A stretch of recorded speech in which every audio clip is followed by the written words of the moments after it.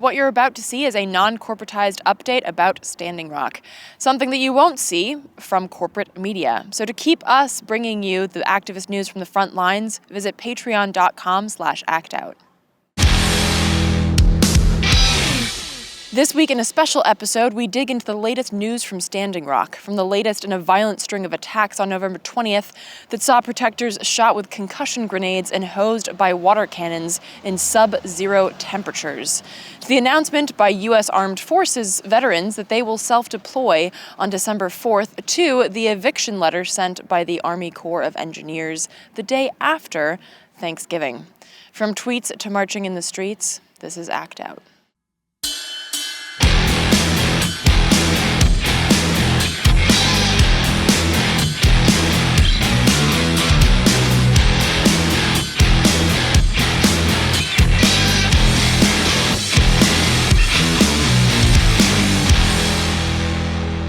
Welcome to Act Out. I'm Eleanor Goldfield, and this is your tipping point.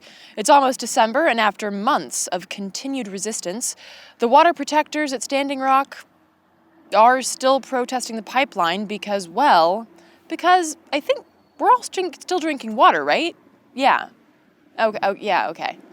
Now, there have been several updates in this ongoing fight of life versus corporate colonialism during the past week and a half, so let's dive in. This past Friday, the day after Thanksgiving, the Army Corps of Engineers District Commander John Henderson sent an eviction notice to the protectors in North Dakota, writing, "I am closing the portion of the Corps-managed federal property north of the Cannonball River to all public use and access effective December 5th, 2016. In other words, anyone on that land after December 5th, quote, will be considered trespassing and may be subject to prosecution under federal, state, and local laws." Henderson also stated that one of the reasons for this decision is because, quote, much of this land is leased to private persons for grazing and or haying purposes as part of the Corps land management practices. Well, that's interesting because I'm not a farmer, but I'm wondering how constructing a fucking pipeline falls under the umbrella of grazing and or haying. Totally missing that connection. But maybe he has other legitimate reasons that aren't based on the clear violation of common sense and actually what cows are. Quote, "This decision is necessary to protect the general public from the violent confrontations between protesters and law enforcement officials that have occurred in this area and to prevent death, illness, or serious injury to inhabitants of encampments due to the harsh North Dakota winter conditions." So let's just quickly unpack that. How many law enforcement officials have been hit with tear gas, rubber bullets, beanbag rounds, had dogs sicked on them, been shoved in metal crates, forced to strip down for unconstitutional searches, been beaten, had concussion grenades almost rip off their arms? I'm sorry, what? No? None? Oh, okay. Which does make sense, since there has been, since the beginning, a strict code of nonviolence governing the camps, put in place by Indigenous leaders. Oh, and by the way, do you know what makes those North Dakota winters a fuck ton more cold? When you hose people down with fucking water cannons in sub-zero temperatures. Furthering his dive into the dark netherworlds of evil irony and neocolonial bullshit, Henderson announces the creation of a, quote, free speech zone on land south of the Cannonball River for anyone wishing to peaceably protest the Dakota Access Pipeline project. Ironic, John, because, again, peaceful protest is the only thing that's been going on there. And just a little middle school history lesson for you. This is our free speech zone. Also, speaking of anything, the land that you're suggesting that people just get the fuck off of is in fact not yours. In a letter of response, Cheyenne River Sioux Tribe Chairman Harold Frazier wrote that, quote, "The area north of the Cannonball River is both the ancestral homeland of the Lakota people and inside the boundaries of the 1851 Fort Laramie Treaty, a treaty that has not been abrogated and law that governs us all. Removal from Sioux Treaty lands should be the choice of the Oseti-Sakowin camp north of the Cannonball River, not the United States, which has been violating our rights for hundreds of years." Fraser goes on to outline how, not surprisingly, Henderson misunderstands the role of tribal government in suggesting that Fraser can and or would tell the protectors to leave, writing, quote, "Even if I could control the water protectors, I recognize and respect their rights under the Constitution of the United States to peaceably assemble in prayerful protest against the cultural and environmental atrocity that is the Dakota Access Pipeline. I would not use my authority, which is based on the consent of my citizens, to curtail their human and constitutional rights." It's really a sad fucking state of affairs when the people you've oppressed for hundreds of years understand your constitutional laws better than you do. Fraser included a call for the Army Corps to reconsider in his letter, and on late Sunday, the Army Corps released a sort of kind of vague statement saying that they had, quote, "no plans for forcible removal of the protectors," thereby walking back on the statement released 2 days prior. Kind of. As of the taping of this show, and the retaping of this show, no Army Corps representative had commented on this latest update and juxtaposition, but also as of the taping of this show, protectors are hard at work both winterizing and prepping for whatever might come on the 5th or before, be it an attempted eviction or more of the same. Based on experience, the news that law enforcement will back down is obviously taken with a bucket load of salt. A bucket load of salt that, on Monday evening, proved to be well warranted. On Monday, North Dakota Governor Jack Dalrymple released a statement ordering the immediate evacuation of protectors.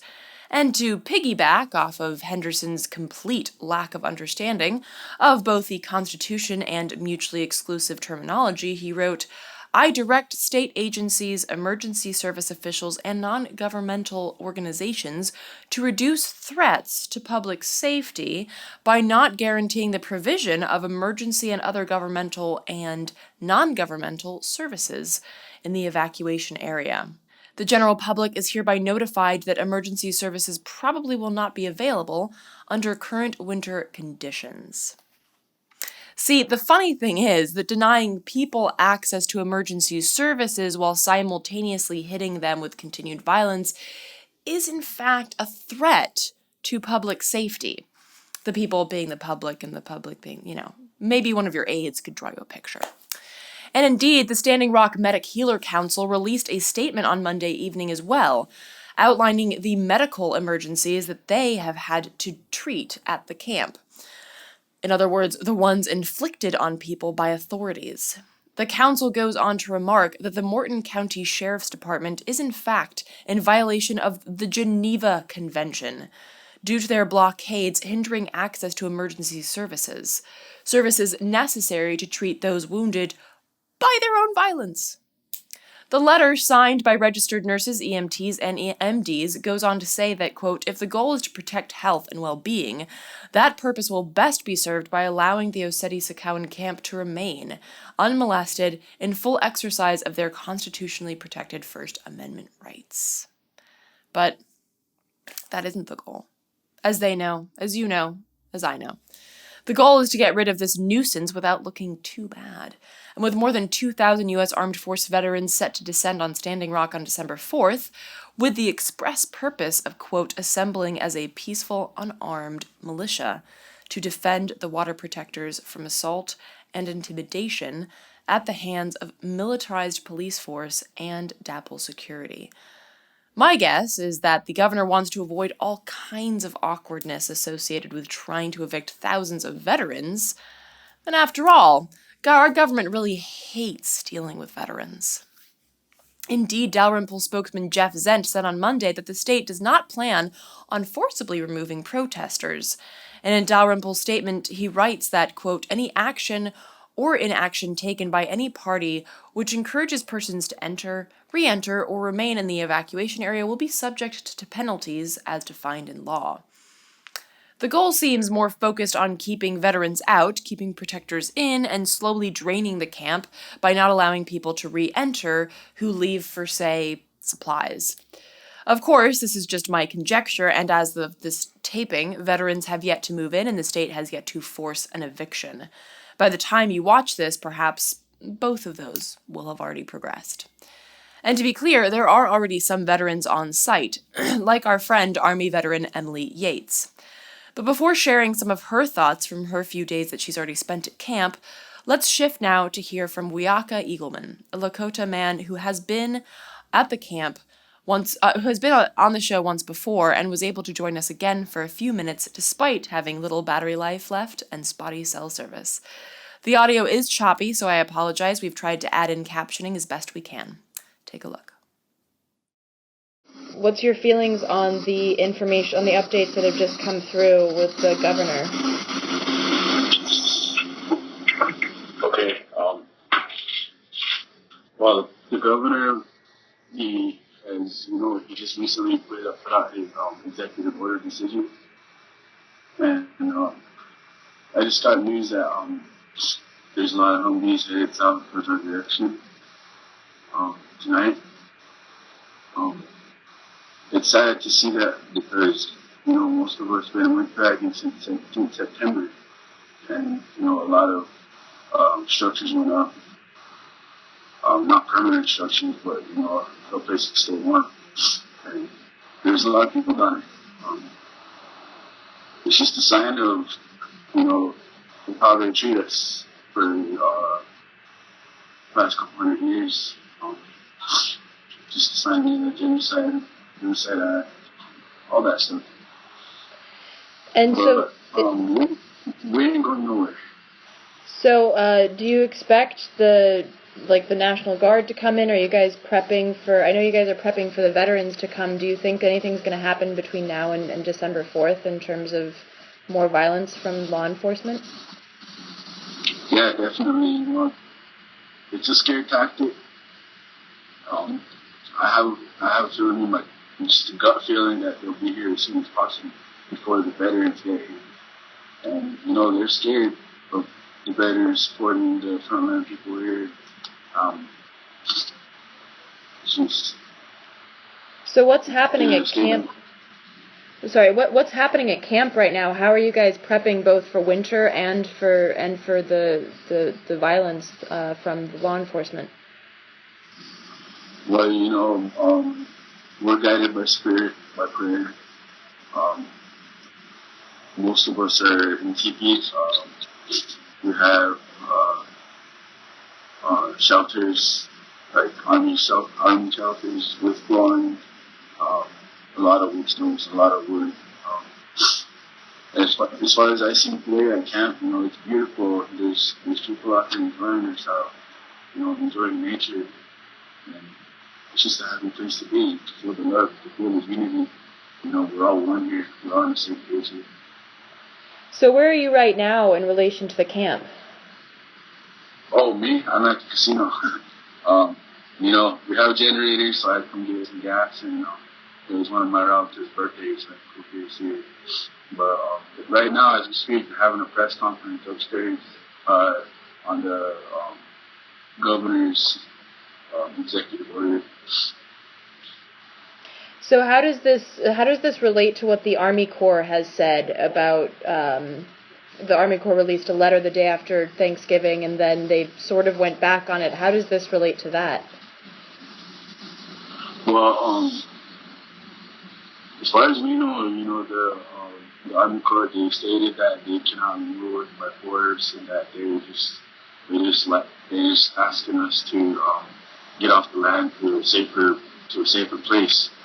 But I think the governor is just using that to he's going off what the Army Corps says. So I think he's trying to use his power to push us further back across the river. And how close are you to Lake Oahe and where the end of the pipeline, or that part of this pipeline, would be? I am 10 miles away. And how far is the casino? The casino is right beside the river. How far away is the camp from Lake Oahe? Lake Oahe is the whole area above the Oahe Dam. That's all the way up here. The camp is, I'd say, a mile away from the main drilling pad area to the west. So how are you guys prepping for this sort of ramp up in violence? I know that the camp has a non-violence agreement. So how are you prepping in order to withstand their water cannons and the tear gas and the bullets?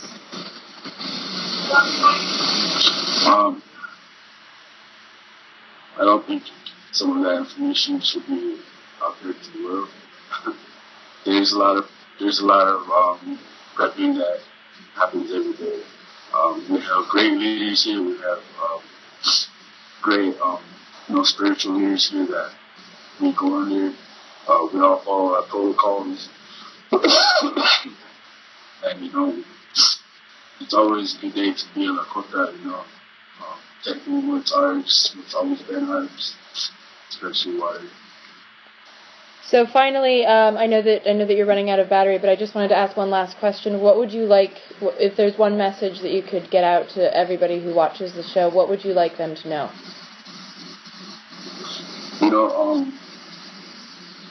I think it's important that we start fighting back to these big oil industries, all of these companies like this that are ruining the land, ruining our water resources. I think it's time to take a stand up against them because, we had a ceremony this past week and, our way of life, they told us that Mother Earth is going to start fighting back, but she needs all of us to start praying and helping the earth and the water fight back too. Special thanks to Wiaka for joining us, particularly with limited access to Wi-Fi and battery power. Something that's always struck me about Wiaka, and indeed many others posting updates from Standing Rock, is this inspired and powerful messaging. That not only are we not going anywhere, but that it's an honor to be where we are, to be protectors of this land, this water, this air. Emily Yates, the Army veteran who arrived ahead of the Veterans for Standing Rock deployment, had this to say about a march that she walked in on Sunday evening. As I marched beside hundreds of silent women towards the imposing guards of the Dakota Access Pipeline, I wonder why we don't do this every damn day, every damn where in the world. Arms linked, we march from the camp to the bridge, where behind towering concrete barricades lurk an LMTV with a gunner. I feel stronger than I ever did during my 6 years in the Army, when an M16 was my useless bodyguard, and anger, my daily drug. Neither anger nor firepower can match the strength of a procession of women peacefully united for a common cause. The women led, with the men following behind to hold the space, keeping a protectively small distance. Natives, effortlessly confident in the brightness of their action, invite us all to pray with them for the water. And even though praying is not a thing I've done in years, I realize that prayer isn't the kind I performed as a kid in church, but a summoning of the power of the universe to right the wrongs of humanity. We are protecting the water because it is the reason for life, and the women here at Oseti-Sakowin Camp know the best way to protect is not through violent attacks, but through powerful, prayerful, silent presence. We can tell it's the women who know because this camp is a matriarchy, and it's the women who make the decisions. It's they, not the men, who have been calling for the unarmed, peaceful protest that's been going on here for nearly 4 months. It's they who march us forward onto the bridge, then signal, sit down. We sit. In the front of the march, hands flashing the sign for peace, or perhaps the sign for victory, reach toward the sky, and the gesture ripples back through the crowd. Hundreds of hands, silently floating up towards circling airplanes and surveillance drones, spread their frigid fingers as the bodies attached to them kneel on the road in the bitter North Dakota wind, praying for the water. We have no idea whether the authorities will attempt to intervene, but we do know that they don't need a reason to try. We also know that we have every reason to stay exactly where we are. As an atheist myself, I don't pray, and some of you watching this might not either. But if by shifting our paradigms we might see activism is prayer, and then, I pray every day. And before we get into ways for us outside of Standing Rock to activate in solidarity, let's take a look at some of the other updates from the past week and a half. A week and a half ago, on November 20th, the corporate forces launched a savage attack on peaceful protectors, which included the aforementioned use of tear gas, water cannons in sub-zero temperatures, rubber bullets, responsible for hitting this woman, for example, in the eye. And as of now, it's unclear whether she will lose her eyesight or not. Plus, the use of concussion grenades, one of which almost tore off a woman's arm. As of this taping, Sofia Wilansky has undergone 2 major surgeries, and although she was unable to do an interview with us from the hospital, she did let us know that she's doing okay. And outside of her injury and the aforementioned potential loss of an eye, on last Sunday alone, an estimated 300 people were treated for injuries in that one night alone, including 26 who were taken to area hospitals. And despite actual pictures of water cannons, officials deny both the use of water cannons and concussion grenades, claiming that they don't have water cannons. I guess they borrowed their friends. Only fire hoses, and that the supposed concussion grenade that injured Wilansky was in fact an explosive that the protesters had. Because, little side note here, that's actually what we do as activists. We blow up our own arms because camp life gets really boring otherwise.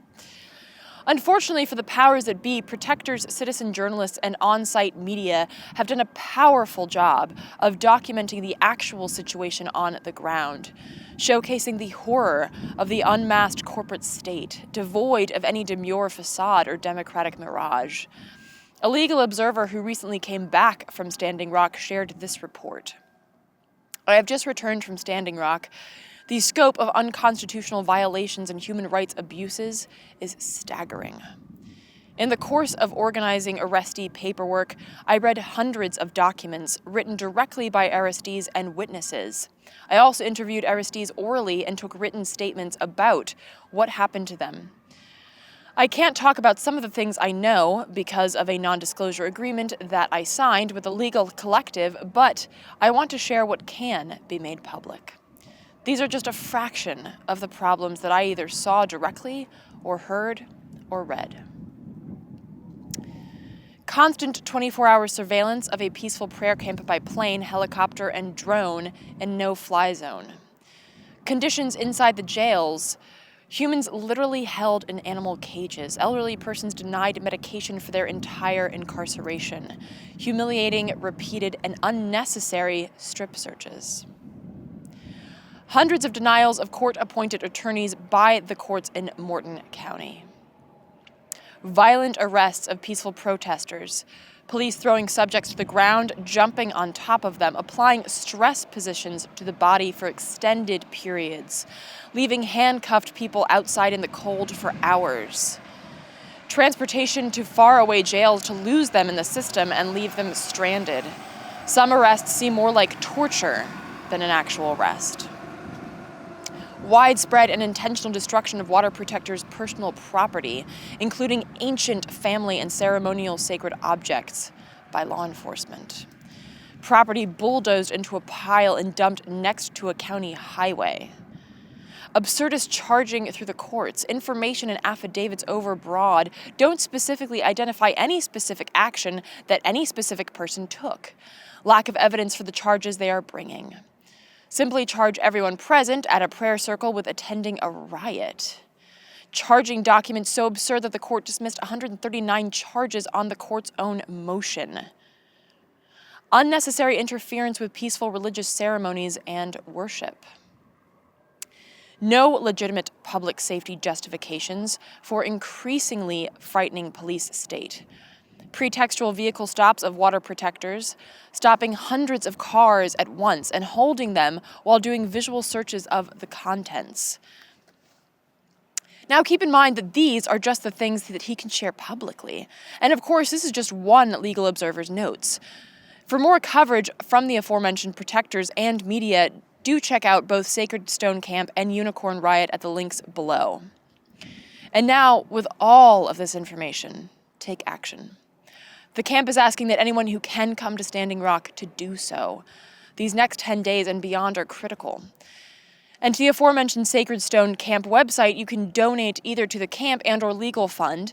And if travel and donations aren't an option for you, tomorrow is another day of action focused on shutting down the money pipeline and demanding the withdrawal of sheriff departments from Standing Rock. Because, as it happens, since early August, the Sheriff's Department says that nearly 1,300 officers have come from 24 counties, 16 cities across 9 different states.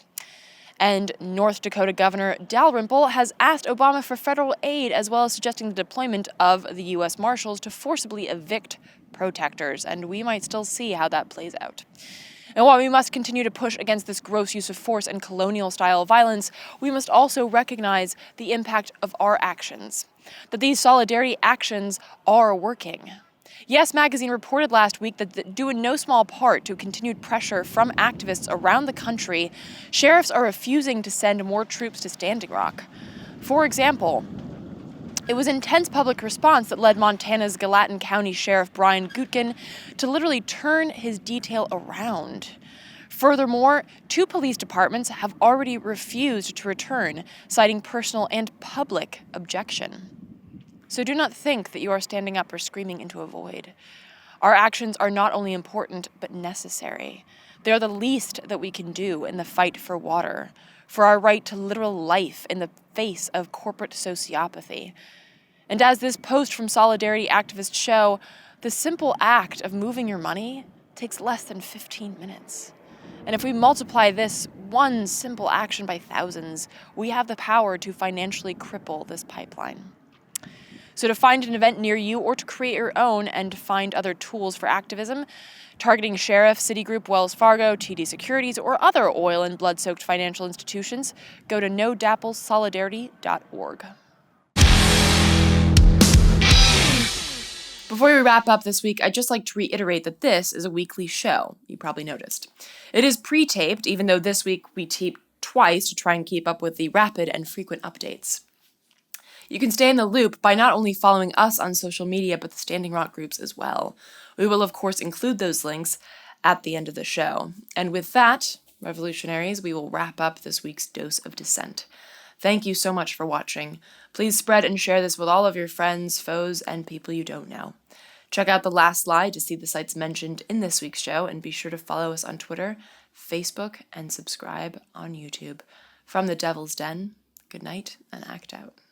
And real quick, to keep independent, non-corporatized media like this show going, donate at Occupy.com/donate. If you'd like to donate directly to Act Out, visit Patreon.com/actout.